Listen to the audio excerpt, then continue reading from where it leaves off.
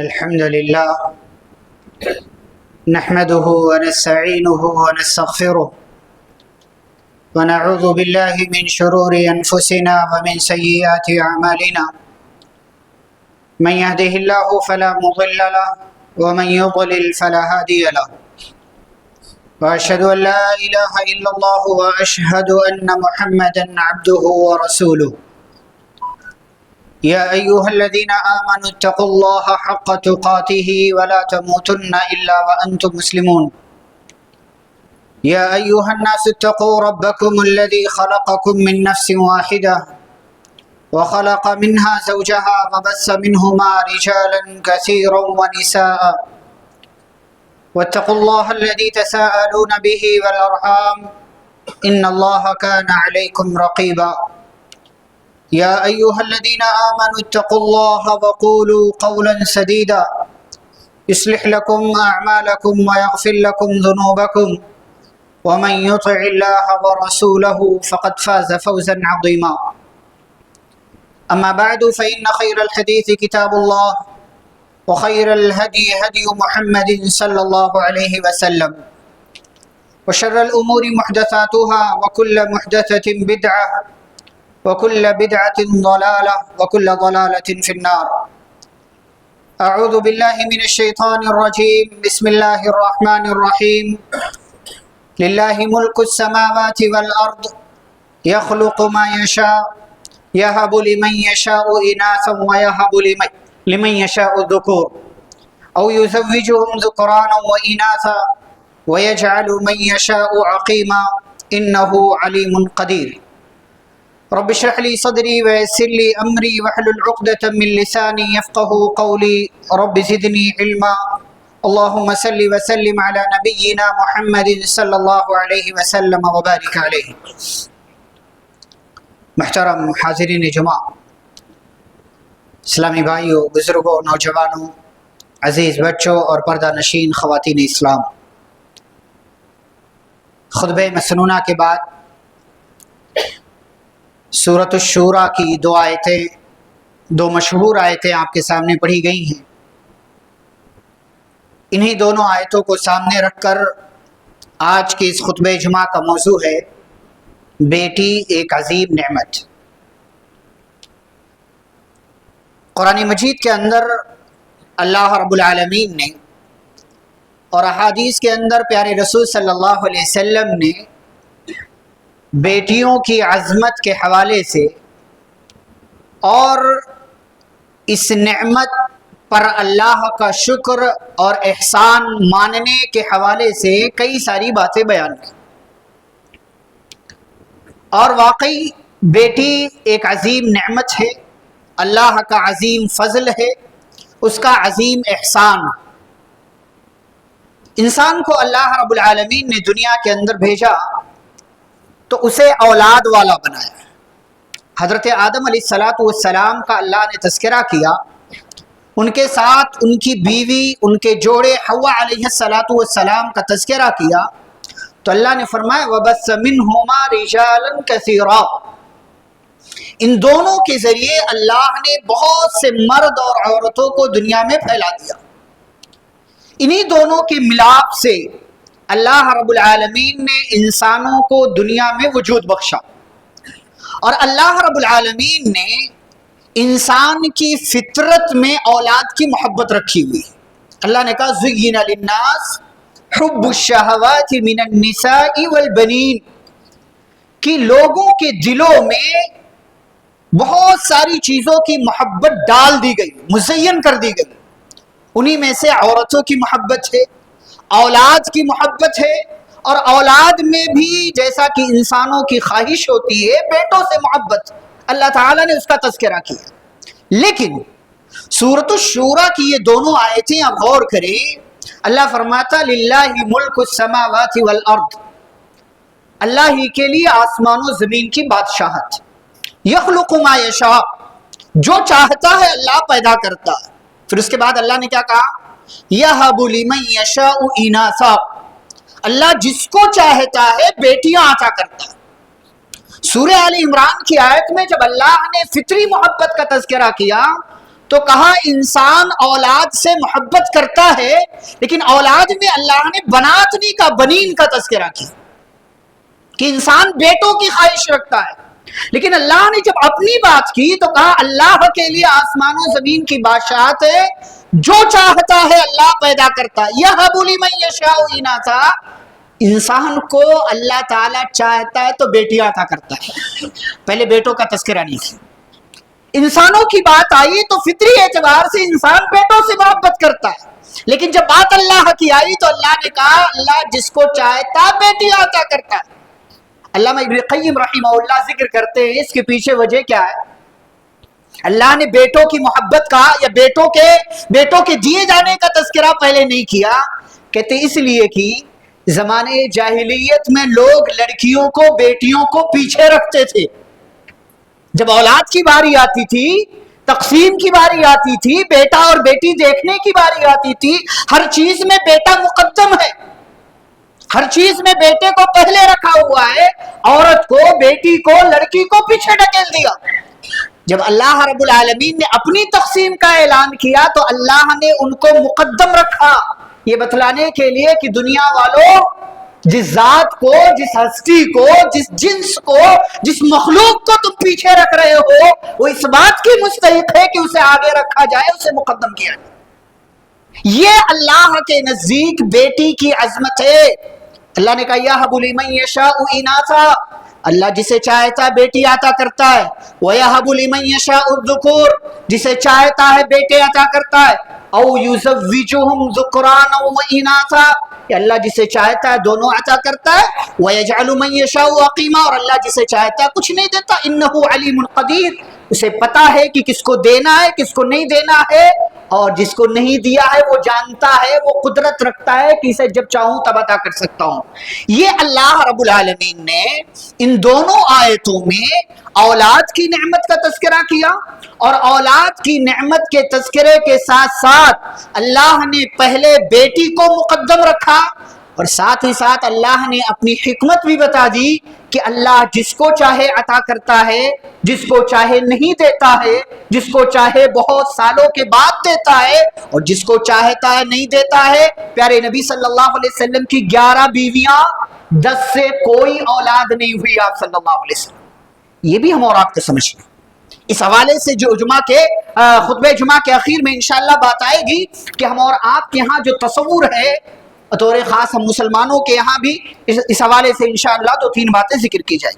تو اولاد بہت بڑی نعمت ہے، اس میں بھی بیٹی بہت بڑی نعمت ہے اللہ رب العالمین کی، جیسا کہ تذکرہ کیا۔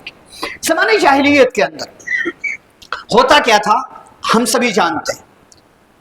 اچھا یہاں ایک اور بات کہ عرب معاشرے میں پورا عرب معاشرہ ایسا نہیں تھا۔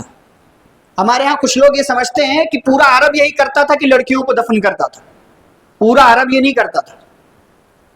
عرب کے بعض قبیلے ایسا کیا کرتے تھے، جیسا کہ آج کل بھی ہوتا، آج کل بھی لڑکیوں کو مارا جا رہا، قتل کیا جا رہا، زندہ انہیں موت کے گھاٹ اتار دیا جا رہا، لیکن سارے لوگ یہ نہیں کرتے، سارے لوگ بیٹیوں سے نفرت نہیں کرتے۔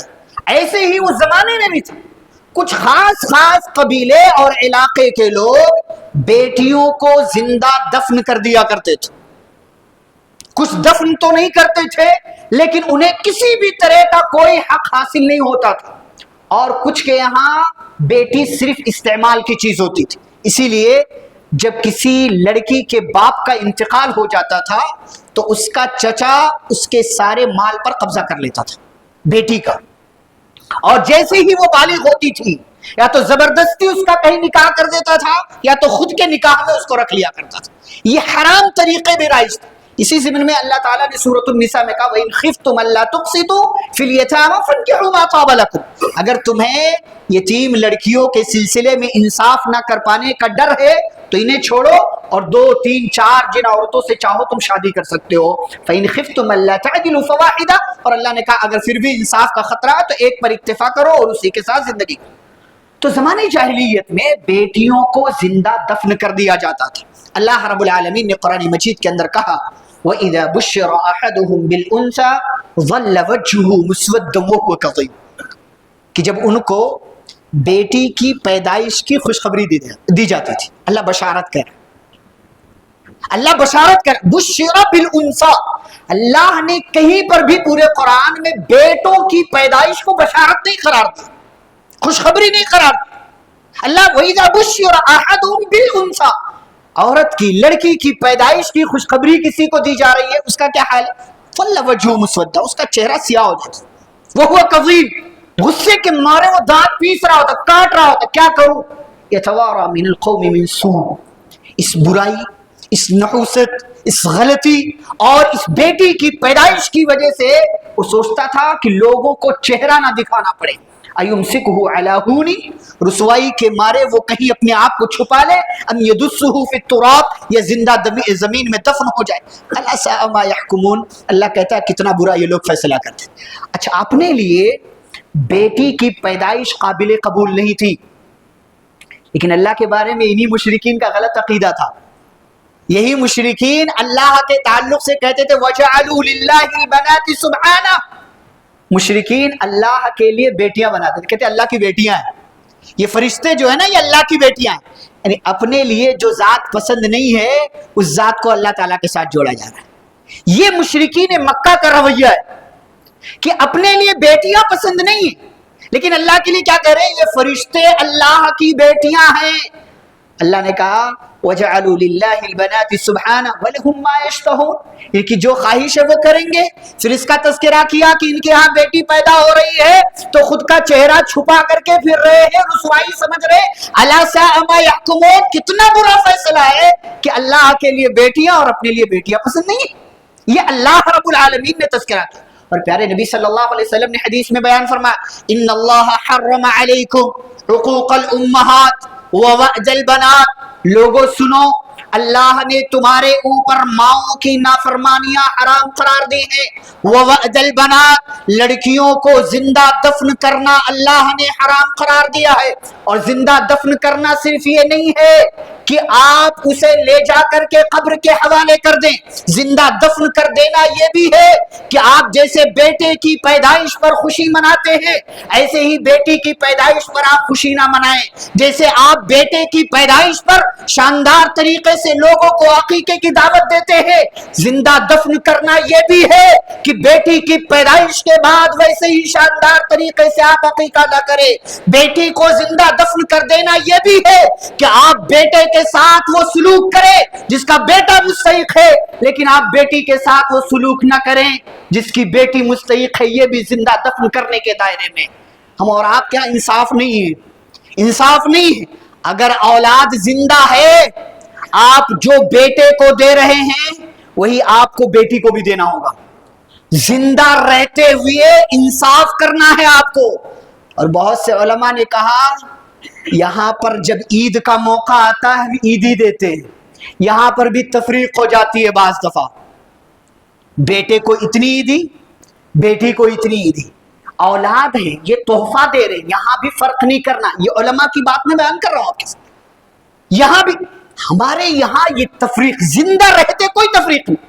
ہم نے مان لیا ہے کہ یہ میل ہے اس کو زیادہ ملنا چاہیے, یہ فیمیل ہے اس کو کم ملنا چاہیے. کیوں؟ پیارے نبی صلی اللہ علیہ وسلم نے فرمایا وَعْدِلُوا بَيْنَ أَوْلَادِكُمْ, اولاد کے درمیان انصاف کرو.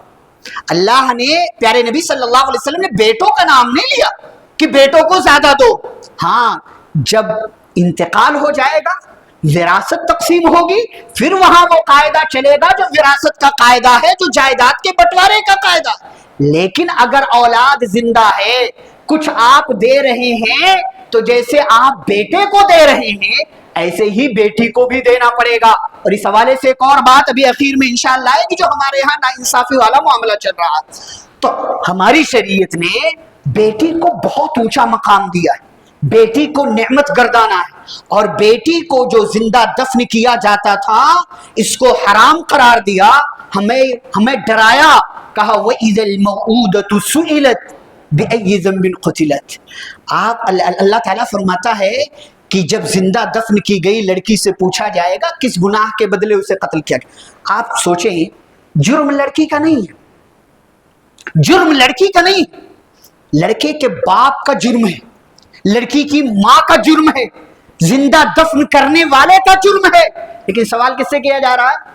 جس کو دفن کیا جا رہا ہے اس سے۔ یہ خطرناکی ہے، یہ اس جرم کی خطرناکی انتہا ہے کہ اللہ تعالیٰ قاتل سے سوال نہیں کرے گا کہ بھائی مارا کیوں اس کو۔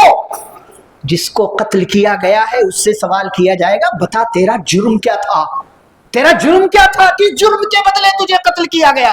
اسی خطرناکی کو اللہ تعالیٰ نے سورۃ التکویر میں آپ دیکھیں قیامت کا تذکرہ، اذا الشمس کورت واذا النجوم انکدرت واذا الجبال سیرت، بڑی بڑی مخلوقات کا تذکرہ کیا اللہ نے۔ سورج کو لپیٹ لیا جائے گا، ستارے بے نور کر دیے جائیں گے، پہاڑوں کو چلایا جائے گا، 10 ماہ کی حاملہ اٹھنی اپنے حمل کو گرا دے گی، ساری مخلوقات کو جمع کیا جائے گا، سمندر کو بھڑکایا جائے گا، جہنم کو آگ لگائی جائے گی، جنت کو قریب لایا جائے گا۔ وَإِذَا الْمَوْءُودَةُ سُئِلَتْ، اسی ضمن میں اللہ تعالیٰ نے کہا یہ اتنا بڑا جرم ہے کہ جیسے زمین کو لپیٹ لیا جائے، جیسے سورج کی روشنی غائب ہو جائے، جیسے ستارے بے نور ہو جائیں، جیسے چاند روشنی دینا بند کر دے، جیسے یہ بہت بڑا معاملہ ہے۔ وَإِذَا الْمَوْءُودَةُ سُئِلَتْ، ایسے ہی کسی لڑکی کو دفن کر دینا بھی بہت بڑا معاملہ ہے۔ اور آپ سوچتے نہیں اللہ رب العالمین نے بیٹی کے زندہ دفن کیے جانے کا تذکرہ اتنے بڑے بڑے معاملات کے ساتھ کیا ہے جو آج دنیا میں بڑے دھڑلے کے ساتھ انجام دیا جاتا ہے۔ تو یہ ابتدائی کچھ باتیں ہیں بیٹیوں کے حوالے سے۔ اب آئیے سمجھتے ہیں بیٹیوں کا مقام کیا ہے۔ دیکھیں قرآن میں، حدیث میں کہیں پر بھی بیٹوں کی پیدائش پر، بیٹوں کی نرینہ اولاد کی، بیٹوں کی پیدائش پر نہ خوشخبری کی بات کہی گئی، نہ جنت کی بشارت سنائی گئی، نہ جہنم سے بچنے کی بات کہی گئی، نہ آگ سے بچنے کا ذریعہ بتایا گیا، نہ اللہ کی قربت کا ذریعہ بتایا گیا، اور نہ ہی نبی کریم صلی اللہ علیہ وسلم کی رفاقت کا تذکرہ کیا گیا۔ یہ ساری فضیلتیں صرف بیٹیوں کے حصے میں آئی، صرف بیٹیوں کے حصے، چاہے ایک ہوں، چاہے 2 ہوں، چاہے 3 ہوں، کتنی بھی بیٹیاں ہوں، اگر ان بیٹیوں کا خیال رکھتے ہیں تو یہ بیٹیاں جہنم سے آڑ ہیں، جنت میں داخلے کا سبب ہیں، اللہ کی محبت پانے کا ذریعہ ہے، نبی کریم صلی اللہ علیہ وسلم کی رفاقت، آپ کا ساتھ، آپ کی معیت، آپ کی صحبت جنت میں ملنے کا سبب اور وسیلہ۔ یہ بیٹیوں کی، صرف بیٹیوں کے حوالے سے بات کی۔ آپ صلی اللہ علیہ وسلم نے فرمایا من عال جاریتین، جس نے 2 بیٹیوں کی پرورش کی، حتی تبلغا، یہاں تک کہ وہ دونوں بالغ ہو گئی، بڑی ہو گئی، اور بڑی ہونے کے بعد پھر ان کی کہیں شادی کروا دیا اچھا سا رشتہ دیکھ کر کے۔ آپ نے فرمایا جنت میں میں اور وہ ایسے ہوں گے جیسے دونوں انگلیاں، ایسے۔ وَضَمَّ أَصَابِعَهُ، بعض روایتوں میں کہ آپ نے 5 انگلیاں ملائی، 5 انگلیاں، جیسے یہ 5 انگلیاں قریب قریب ہیں، ساتھ ہیں، ایسے میں اور 2 بیٹیوں کی پرورش کرنے والا ایسے دونوں جنت میں ساتھ ہوں گے۔ اور ایک حدیث کے اندر آپ صلی اللہ علیہ وسلم فرماتے، بلکہ ام عائشہ رضی اللہ تعالیٰ عنہ فرماتی، ایک عورت آئی مانگنے کے لیے، اس کی گود میں 2 بیٹیاں ہیں، ایک روایت میں ہے مجھ سے کچھ مانگا، اس نے کچھ دے دو، گھر میں کھجور نہیں، ایک روایت میں 3 کھجوریں تھی، ایک روایت میں صرف 1 کھجور تھی۔ ایک کھجور والی روایت میں ہے میں نے لا کر کے وہ 1 کھجور اس عورت کو دے دیا، اس نے کیا کیا، دونوں کے ٹکڑے کیے، آدھا آدھا دونوں بیٹیوں کو دے دیا، خود کچھ نہیں لیا، ذرا سا بھی نہیں، پھر دونوں بیٹیوں کو دے کر کے وہ عورت آگے بڑھ گئی، کھلا دیا دونوں کو۔ 3 کھجور والی روایت میں ہے ایک ایک دونوں کو دیا، دینے کے بعد ان دونوں لڑکیوں نے کھا لیا اس کو، اور اس عورت نے وہ ایک لیا ہوا آدمی، نہ جانے اس کے ذہن میں کیا بات تھی کہ میری بیٹیاں یہ دونوں کھا لیں گے پھر آدھا آدھا دے دوں گی، یا ہو سکتا ہے اس کے دل میں یہ خواہش ہو کہ میں بھی کھا لوں گی، میری بھی بھوک ذرا کم ہو جائے۔ دونوں بچیوں نے، بیٹیوں نے کھا لیا اپنا اپنا حصہ، پھر سے ماں کے ہاتھ میں موجود اس کھجور کی طرف دیکھنے لگی۔ ام عائشہ کہتی ہیں میں نے دیکھا اس ماں نے اپنی بیٹیوں کو اس 1 کھجور میں سے آدھا آدھا دوبارہ دے دیا، خود کچھ نہیں کھا۔ میں نے بڑا تعجب کیا، بیٹیوں پر ایک ماں اتنا مہربان، پیارے رسول صلی اللہ علیہ وسلم آئے, آپ گھر میں نہیں تھے, آئے, میں نے بتایا پورا واقعہ. پیارے رسول صلی اللہ علیہ وسلم فرماتے عائشہ من ابتلی من هذه البنات, جو ان لڑکیوں کے ذریعے آزمایا جائے. پیارے رسول صلی اللہ علیہ وسلم لڑکیوں کو آزمائش قرار دے رہے ہیں. آپ کے پاس بیٹیاں ہیں نا, تو سمجھ لو آپ کو آزمایا جا رہا ہے, آپ کی آزمائش ہو رہی. اس ماحول میں بطور خاص جس ماحول میں بچیوں کی بیٹیوں کی پیدائش کو برا سمجھا جاتا ہو, پیارے نبی صلی اللہ علیہ وسلم کے اس دور میں بیٹیوں کی پیدائش کو برا سمجھا جاتا تھا. آپ نے کہا من ابتلی من هذه البنات, جو ان لڑکیوں کے ذریعے آزمایا جائے, جس کو اللہ بیٹیاں دے لڑکیاں دے, گویا کہ اس کو آزما رہا ہے. اور اللہ آزماتا کس کو ہے؟ محبوب لوگوں کو. کافروں کی کوئی آزمائش نہیں ہوتی, بروں کی کوئی آزمائش نہیں ہوتی. ان کا کیا امتحان, ان کا تو معاملہ واضح ہے. کافروں کا غیروں کا معاملہ, ان کا حساب و کتاب ہی نہیں. کافر ہو چلو جہنم میں, تمہارا کوئی حساب و کتاب نہیں ہوگا. تم غیر اللہ کو ماننے والے, غیر اللہ کی عبادت کرنے والے, اللہ کی عبادت نہیں کرنے والے, چلو جہنم میں, تمہارا معاملہ صاف ہے. لیکن اگر مومن ہو, محبوب ہو اللہ کے, تو آزمایا جانا یہ شرط ہے. آپ کو آزمایا جائے گا. من ابتلی من هذه البنات, جو ان لڑکیوں کے ذریعے آزمایا گیا.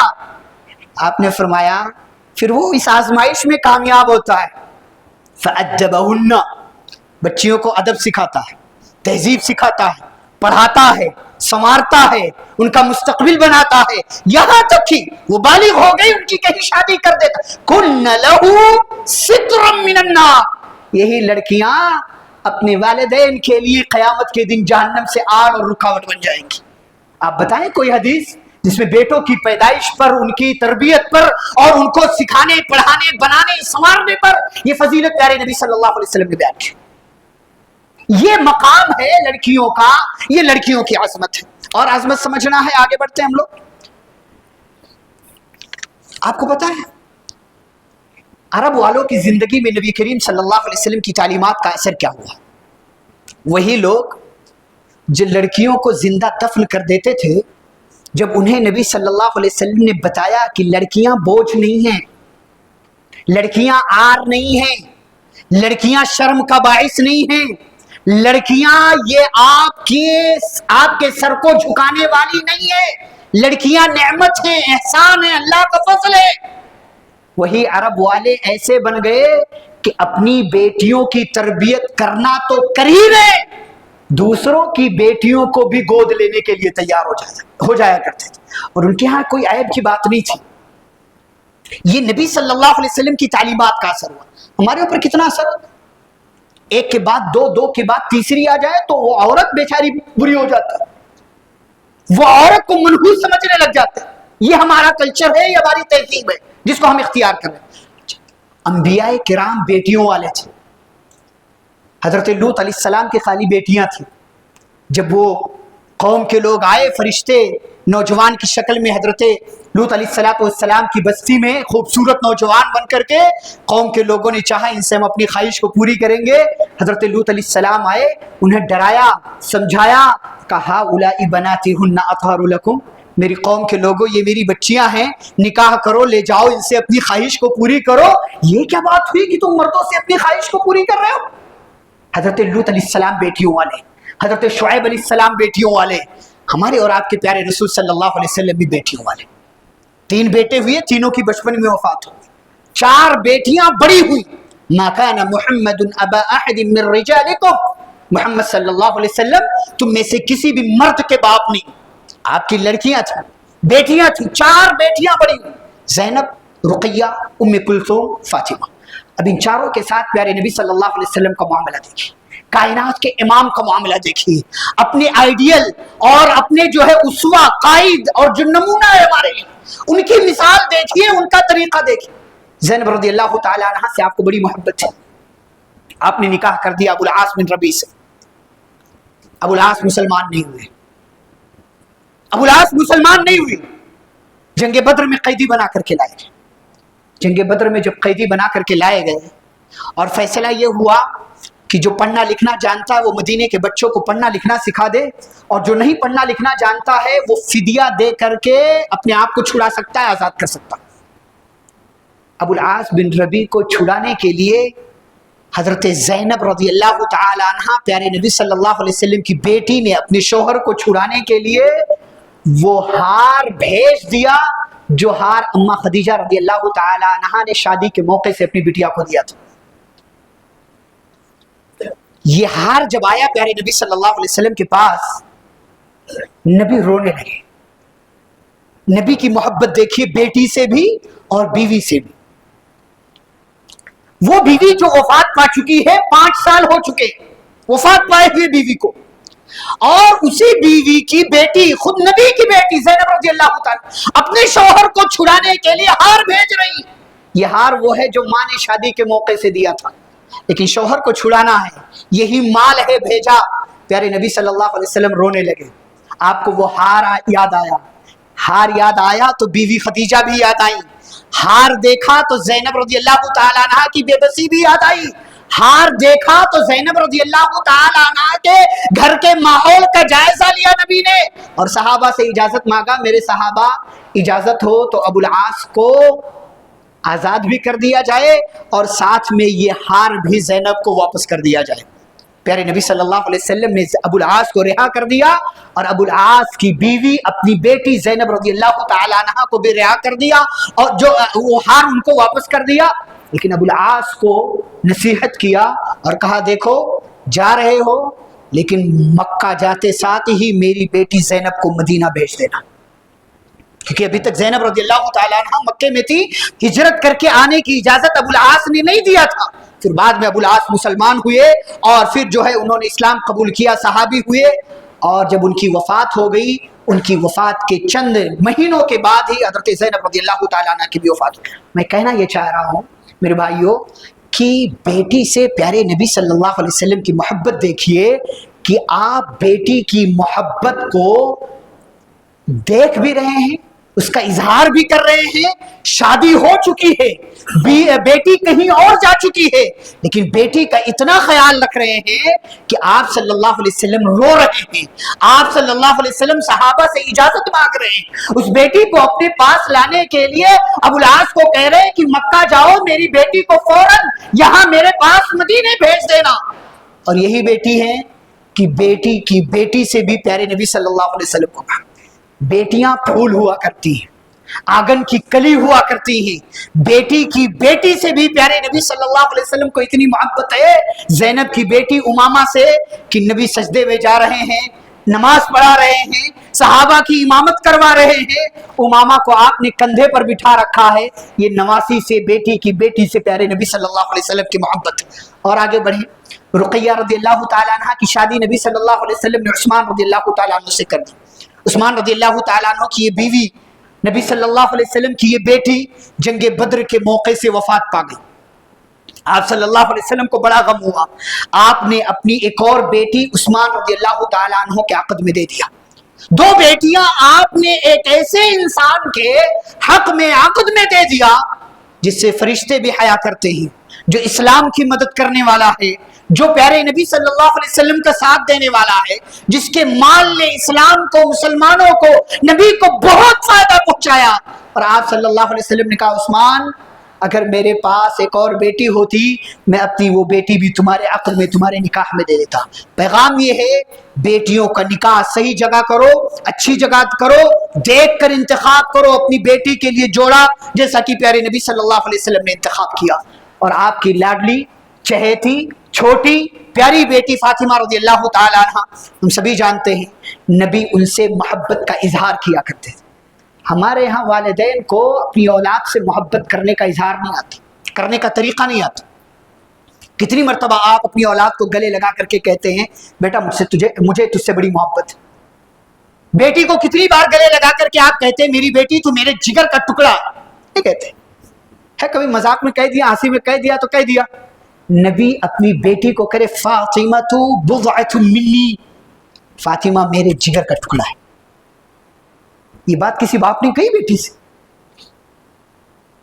بیٹے کو تو کہے بیٹا کہاں ہے؟ میرا بیٹا میرے بڑھاپے کا سہارا۔ بیٹی کیا ہے؟ بیٹی کیا آ رہا ہے، شرم و حیا کا ذریعہ ہے، آپ کے لیے شرم کا باعث ہے. کبھی بیٹی سے بھی اظہار کرو. پیارے نبی صلی اللہ علیہ وسلم اظہار کر رہے، کون سی شرم کی بات؟ فاطمہ بضعۃ منی، فاطمہ میرے جگر کا ٹکڑا ہے، میرے اپنے وجود کا حصہ ہے. یہ نبی صلی اللہ علیہ وسلم اظہار کر. اور فاطمہ آ رہی ہے گھر میں، نبی اٹھ کر کے استقبال کر رہے، میرے جگر کا ٹکڑا آ گئی. استقبال کرنے کے ساتھ ساتھ آپ کبھی دائیں بٹھاتے کبھی بائیں بٹھاتے فاطمہ رضی اللہ تعالیٰ. اور اما عائشہ کہتی ہیں فاطمہ سے زیادہ نبی کی شکل و شباہت والا کوئی اور نہیں تھا. نبی کے جیسا کوئی چلتا تھا فاطمہ چلتی تھی، اور ہر ایک چیز میں پیارے نبی صلی اللہ علیہ وسلم کے مشابہ قریب قریب کوئی تھا فاطمہ رضی اللہ تعالیٰ عنہ تھی. اور یہی فاطمہ ہیں. پیارے نبی صلی اللہ علیہ وسلم کی وفات کا وقت قریب آیا، آپ کی پریشانی بڑھی. فاطمہ کہنے لگی واہ کر بابا، ہائے ابا جان کی تکلیف. یہ اظہار اولاد کے سامنے بطور خاص بیٹیوں کے ساتھ کرنا چاہیے. واہ کر بابا، کہنے لگی ہائے ابا جان کی تکلیف. ابا جان کی اس تکلیف میں وہ دیکھا، اس درد کو محسوس کیا. کہہ رہے نبی صلی اللہ علیہ وسلم تڑپ اٹھے، میرے جگر کے ٹکڑے کو میری تکلیف دیکھ کر تکلیف ہو رہی. کہا لیس علی ابیک کرب بعد اليوم، کہا آج کے بعد فاطمہ تیرے ابا کو کوئی تکلیف نہیں ہوگی، آج کے بعد تیرے ابا کو کوئی تکلیف نہیں ہوگی. اور آپ جانتے یہی فاطمہ ہے، جب تکلیف دیکھا نبی صلی اللہ علیہ وسلم نے بلایا، کان میں کچھ کہا تو رونے لگی. نبی کو بیٹی کی یہ تکلیف برداشت نہیں ہوئی، پھر سے بلایا، پھر سے کان میں کچھ کہا، ہنسنے لگی. عائشہ رضی اللہ تعالیٰ عنہ وہیں موجود ہے. پیارے نبی صلی اللہ علیہ وسلم انہی کے حجرے میں ہیں. عائشہ کو کان میں آواز نہیں پہنچی. ام المومنین عائشہ رضی اللہ تعالیٰ عنہ سن نہیں سکی. پیارے نبی صلی اللہ علیہ وسلم بیٹی کے کان میں، باپ اور بیٹی کے درمیان سرگوشی گفتگو کیا ہو رہی ہے، نبی اور بیٹی کے درمیان یہ بات ہوئی، اما عائشہ کو سنائی نہیں دیا. پیارے نبی صلی اللہ علیہ وسلم کی وفات ہو گئی. کئی سال، کئی وقت گزرے، کئی ایام گزر گئے. اما عائشہ نے ایک مرتبہ فاطمہ سے کہا، فاطمہ بابا نے کان میں کہا کیا تھا؟ کبھی اس طرح کی گفتگو کی بیٹی سے؟ بیٹی کو کبھی اس لائق سمجھا؟ کبھی اپنی تکلیف بیٹی کے سامنے رکھا؟ رکھنا چاہیے. کہا بابا نے کان میں کہا کیا تھا؟ پہلے تم رونے لگی پھر ہنسنے لگی. کہا کچھ نہیں، پہلی مرتبہ جب ابا نے کان میں کچھ کہا تو یہ کہا تھا کہ اسی بیماری میں میری وفات ہو جائے گی. میں رونے لگی. اور جب دوبارہ بلا کر کے کان میں کہا، میں ہنسنے لگی. کہا تھا کہ میری وفات کے بعد میرے خاندان میں جو سب سے پہلے مجھ سے آ کر کے ملے گا وہ تم ہوگی. صرف 6 مہینے کے بعد. یہ باپ اور بیٹی کا کنیکشن ٹھیک ہے، بنایا ہوا اللہ کا، مقدر اللہ کا ہے، وقت مقرر ہے، موت فکس ہے، ساری چیزیں اپنی جگہ. کہ نبی کے بعد سب سے پہلے آپ کے خاندان میں آپ کے بعد وفات پانے والا کوئی اور نہیں، آپ صلی اللہ علیہ وسلم کی بیٹی فاطمہ رضی اللہ تعالیٰ. اور فاطمہ کا تذکرہ نبی بہانے سے کیا کرتے. کبھی لوگوں کو توحید کی دعوت دے رہے ہیں، آخرت کا خوف دلا رہے ہیں، تو فاطمہ کا تذکرہ کرے، فاطمہ اپنے آپ کو جہنم کی آگ سے بچاؤ. اس کا مطلب یہ نہیں کہ نعوذ باللہ فاطمہ جہنمی. کچھ بیوقوف لوگ یہی سمجھتے ہیں. یہ پیغام ہے کہ اگر نبی کی بیٹی اس لائق ہے کہ اسے نصیحت کیا جائے کہ تو اپنے آپ کو جہنم کی آگ سے بچا، تو کائنات میں اور کون ہے جسے یہ نصیحت نہیں کی جا سکتی؟ ہر ایک کو اس نصیحت کی ضرورت. تو نبی اپنی بیٹی کا تذکرہ اس حوالے سے بھی کر رہے ہیں. اور ایک معاملہ آیا، کسی اعلیٰ خاندان کی عورت نے چوری کر لیا، لوگوں نے کہا اس کے ہاتھ کاٹے جائیں گے، شرم کی بات ہے، اسامہ کو بھیجو نبی کے پاس سفارش کے لیے. اسامہ سے نبی کو محبت ہے، اسامہ کی بات نبی مانیں گے. اسامہ آئے، نبی کا چہرہ سرخ ہو گیا. یہاں بھی آپ نے بہانے سے بیٹی کا نام لیا. کہ لو سرقت فاطمہ ابنۃ محمد لقطعت یدہا، اگر فاطمہ بنت محمد بھی چوری کر لے، میں بحیثیت جج، قاضی، ذمہ دار اپنی بیٹی کا بھی ہاتھ کاٹوں. اس سے محبت اپنی جگہ، لیکن اگر یہ بیٹی بھی چوری کر لے، کوئی جرم کر لے، تو اس جرم کی سزا میں اپنی بیٹی کو بھی دوں گا. میرے بھائیو یہ بیٹیاں ہوتی ہیں، محبت کرو ان سے اپنی محبت کا اظہار کرو. اور اخیر میں 2-3 باتیں. پہلی بات، یہ بطور پیغام ہے، نصیحت ہے. بیٹیوں کی ولادت اور پیدائش کو بوجھ مت سمجھو، بوجھ نہیں، واللہ یہ بوجھ نہیں۔ یہ بوجھ ہوتی تو انبیاء کو کبھی اللہ بیٹیوں سے نہیں نوازتا، کبھی پیارے نبی صلی اللہ علیہ وسلم کے یہاں بیٹیاں پیدا نہیں ہوتی۔ یہ بوجھ نہیں، ان کی پیدائش کو بوجھ مت سمجھو۔ دوسری بات، بیٹیوں کی اچھی تربیت کرو۔ جیسے بیٹوں کو پڑھانے کے لیے سوچتے ہو، پیسے جماتے ہو، پیسے رکھتے ہو اور اپنا پیٹ کاٹ کر بیٹوں کو پڑھاتے ہو، بیٹیوں کو بھی پڑھاؤ، بیٹیوں کو بھی پڑھاؤ، آگے بڑھاؤ۔ ہاں، تربیت اچھی کرو، اسلامی سانچے میں ڈالو اور ماحول ایسا بناؤ کہ گندے ماحول میں آپ کی بیٹیاں ملوث نہ ہو اور ارتداد کے قریب نہ جائیں، گناہوں کے قریب نہ جائیں، فحاشی کے قریب نہ جائیں۔ آپ آگے بڑھاؤ، ترقی کراؤ، انہیں بھی دنیا بتاؤ، انہیں بھی آخرت کی یاد دلاؤ اور ہر اعتبار سے ان کا مستقبل بنانے کی فکر کرو۔ تیسری بات، بیٹیوں کو دنیاوی فائدے کے لیے، یہ اہم بات، بیٹیوں کو دنیاوی فائدے کے لیے کسی دنیا پرست کے حوالے مت کرو۔ شادی کہاں کر رہے ہیں؟ مالدار دیکھ کر۔ کیوں؟ ہماری اس سے جمتی ہے، تمہاری جمتی ہے تو بیٹی کو آگ میں جھونکو گے؟ تمہاری جم رہی ہے، بیٹی کے لیے وہ گھرانہ ٹھیک ہے تو بھیجو، دیندار ہے تو بھیجو، یعنی کہ ہمارا دوست ہے، دوست کا بیٹا ہے، فلانے کا بیٹا ہے، اس کا بیٹا ہے، اس کا بیٹا ہے، یہاں کماتا ہے، یہ جاب ہے، وہ چھوڑو یہ سب۔ فاظفر بذات الدین، دیندار دیکھو۔ اذا اتاکم من ترضون دینہ وخلقہ فزوجوہ، نبی کہتے ہیں کسی دیندار اور اخلاق والے لڑکے کا رشتہ آئے، شادی کر دو اپنی بیٹی کی۔ وَإِلَّا تَكُنْ فِتْنَةٌ فِي الْأَرْضِ وَفَسَادٌ عَرِيضٌ، اللہ کی قسم اگر یہ نہیں کیا، زمین میں لمبا چوڑا فتنہ اور فساد آئے گا، پھر لڑکیاں وہاں خوش نہیں رہیں گی، پھر بیٹیاں خوش نہیں رہیں گی۔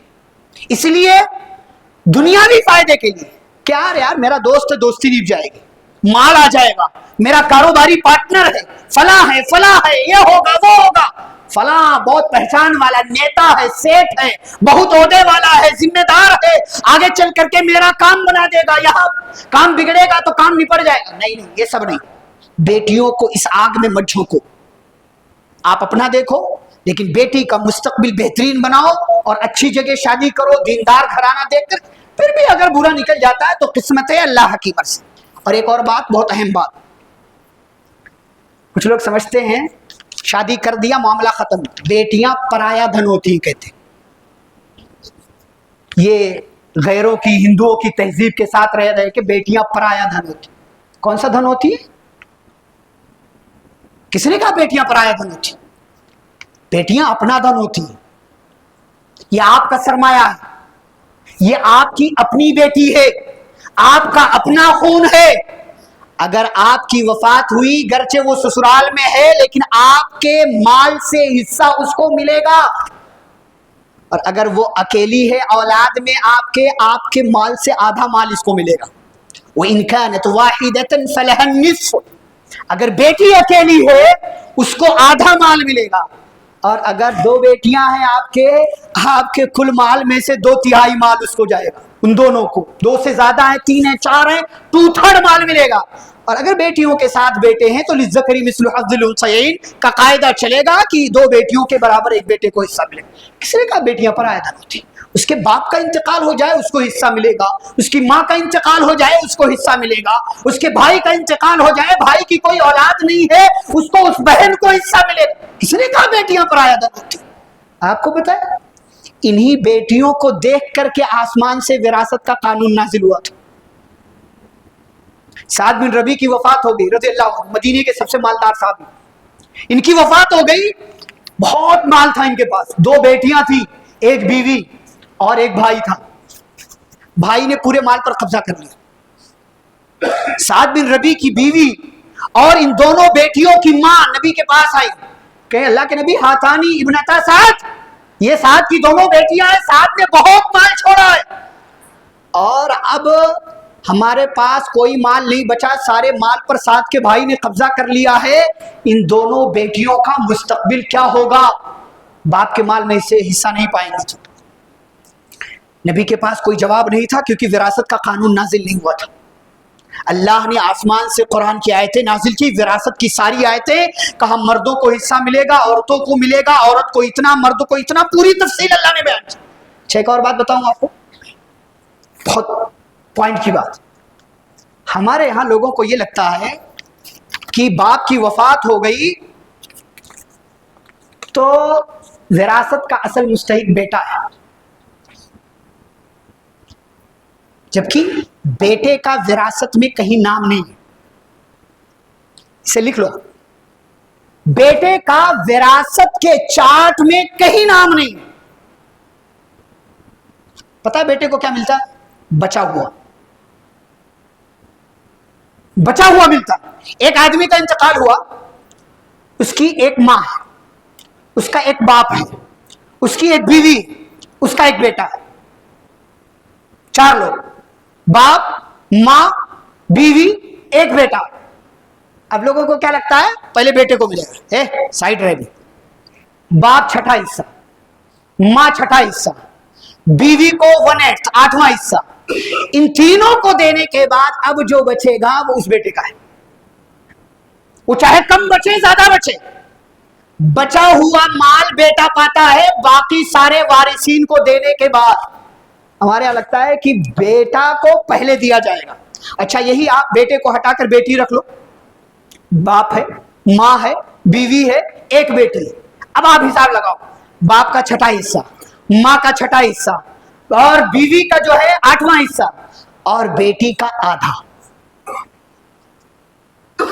اس کا فکس ہے، بیٹے کا فکس نہیں. یہ الگ بات ہے کہ اس کی وجہ سے بہت سے لوگوں کے حصے کم ہو جاتے ہیں، لیکن بیٹے کا فکس نہیں ہے. قرآن میں اللہ نے وَإِنْ كَانَتْ وَاحِدَةً فَلَهَا النِّصْفُ، اگر بیٹی اکیلی ہے فکس آدھا، 2 ہیں 2 سے زیادہ 2/3. یہیں پر اگر یہ 2 بہنیں ہوتی نا، 2 بیٹیاں ہوتی ہیں تو فرمایا 2/3 مال میں سے یہ دونوں حصہ پاتی. یہ بیٹیوں کی عظمت ہے. ہم اور آپ سوچتے نہیں اس حوالے سے. تو میرے بھائیوں، بیٹیوں کو پرایا دھن نہیں سمجھو. بیٹیاں آپ کا اپنا دھن ہے، آپ کا اپنا سرمایہ ہے، آپ کا اپنا خون ہے، آپ کا اپنا مستقبل ہے. اور جیسے بیٹے بڑھاپے کا سہارا، ایسے بیٹیاں بھی بڑھاپے کا سہارا. ایک آخری بات، بیٹیوں کو پیدا کرنے والی عورتوں کو منحوس مت سمجھو. یہ بھی ہمارے یہاں معاملہ، بیٹی بیٹی بیٹی پیدا ہو رہی، اس کے ہاتھ میں کیا ہے بھائی؟ شروع میں آیت پڑھی، آسمان و زمین کا مالک اللہ، وہ جو چاہتا وہی پیدا کرتا ہے، کسی کے ہاتھ میں کچھ نہیں. آپ سائنس چھوڑو، فلاں چھوڑو، کیا تھیوری ہے، کیا طریقہ ہے، کیا ہے کیا نہیں، وہ سب چھوڑو. سارا کچھ اللہ کے اختیار میں، ساری چیزوں کا مالک اللہ. ایک عورت 10 بیٹیاں پیدا کرے، 5 کرے، 2 کرے، 1 کرے، 1 بھی نہ کرے، اس کے اختیار میں کچھ نہیں. اس لیے اس کو منحوس سمجھنا، اس کو برا سمجھنا، اس کو لان تان کرنا، اس کو پھٹکارنا، اس کو کہنا کہ بیٹا چاہیے، پھر آپ اپنا عقیدہ درست کیجیے. ہو سکتا ہے اللہ تعالیٰ اس کے رونے، اس کی دعاؤں کی وجہ سے اسے بیٹا دے دے، لیکن عقیدہ آپ نے اپنا خراب کر لیا ہے. اس لیے بیٹیوں کو پیدا کرنے والی عورتوں کو منحوس نہ سمجھو، اس لیے کہ آپ کی ماں بھی کسی عورت کی بیٹی ہے، کسی باپ کی بیٹی ہے، آپ کی بہن بھی کسی باپ کی، کسی عورت کی بیٹی ہے، آپ کی بیوی بھی کسی باپ کی بیٹی ہے، کسی ماں کی بیٹی ہے. ساری چیزوں کو سمجھو، غور کرو، بیٹیوں کی عظمت کا احساس کرو، اور اس نعمت پر اللہ رب العالمین کا شکر ادا کرو. اور اگر اس نعمت کے ذریعے آزمائے جا رہے ہو، اس آزمائش میں اپنے آپ کو کامیاب کرنے اور اعلیٰ درجات سے، اعلیٰ نمبرات سے کامیاب کرنے کی کوشش کرو. اس لیے کہ بشارتیں اتنی ہیں، اگر بیٹیوں کی پرورش پر، تربیت پر اگر آپ نے ان کا حق ادا کر دیا تو نبی کی رفاقت بھی نصیب ہوگی، اللہ کی رضا بھی نصیب ہوگی، جنت بھی حاصل ہوگی، اور جنت حاصل ہونے کے ساتھ ساتھ آپ کو اعلیٰ مقام بھی ملنے والا ہے. اللہ رب العزت سے دعا ہے اللہ ہم سبھی کو بیٹیوں کی عظمت سمجھنے اور اس عظیم نعمت کی قدر کرنے کی ہم سبھی کو توفیق عطا فرمائے. اللہ ہم سبھی کو اولاد کے درمیان عدل و انصاف کا معاملہ کرنے کی توفیق عطا فرمائے. اللہ ہم سبھی کو ایک دوسرے کے حقوق ادا کرنے کی توفیق عطا فرمائے. پیارے نبی صلی اللہ علیہ وسلم کی سنتوں اور آپ کے فرامین، آپ کے احکام پر عمل کرنے کی توفیق عطا فرمائے. فرمائے۔ اللہ ہم سبھی کو قرآن و سنت کی روشنی میں زندگی گزارنے والا بنائے۔ اللہ ہم سبھی کو صحابہ کرام کا منہج اپنانے والا بنائے۔ اللہ ہم سبھی کو جب تک دنیا میں زندہ رکھے اسلام اور ایمان پر زندہ رکھے، خاتمہ ہو تو خاتمہ بالخیر ہو۔ وصلی اللہ تعالی علی نبینا محمد وعلی آلہ واصحابہ اجمعین۔ ربنا تقبل منا انک انت السمیع العلیم۔